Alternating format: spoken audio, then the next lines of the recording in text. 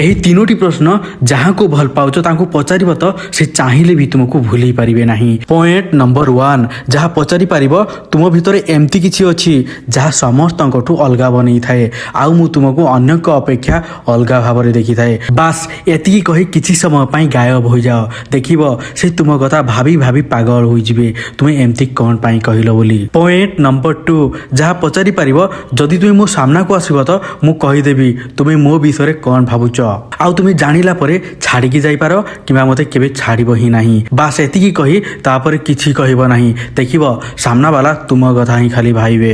Point number 3, ଯାହା ପଚାରି ପାରିବ ତୁମେ ଜାଣିନ ମୁଁ ତୁମ କଥା କେତେ ଭାବୁଛି ଆଉ ସବୁଠୁ ଖରାପ ଲାଗୁଛି କି ତୁମେ ଜାଣିବାକୁ ବି ଚେଷ୍ଟା କରୁନ। ବାସ୍ ଏତିକି କହି ତାଙ୍କୁ ଇଗ୍ନୋର କର।